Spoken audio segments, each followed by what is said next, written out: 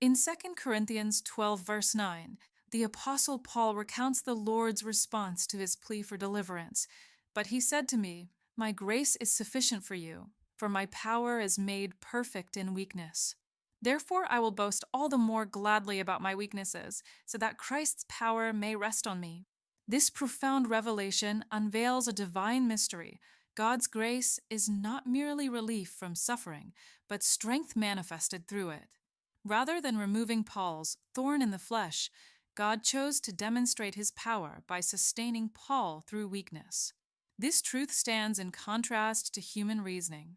As Isaiah 55 verses 8 to 9 reminds us, "For my thoughts are not your thoughts, neither are your ways my ways, declares the Lord."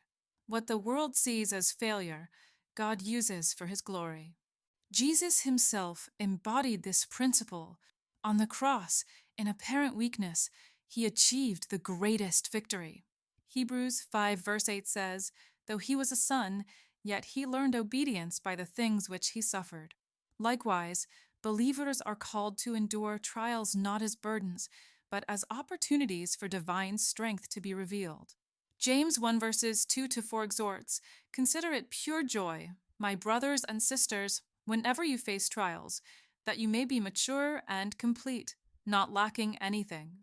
The mystery of 2 Corinthians 12 verse 9 can only be truly understood by those who love God with all their heart and soul, keep the commands of Jesus, and walk in his will. These are the ones who trust in his sovereignty even when his answers are not what they expect. All in all, the power of Christ comes to those who humbly accept their own weakness and know that God's grace is enough. IT is in the fear of God, love of God, obedience to God, and trust in God that the mystery of God's power is revealed.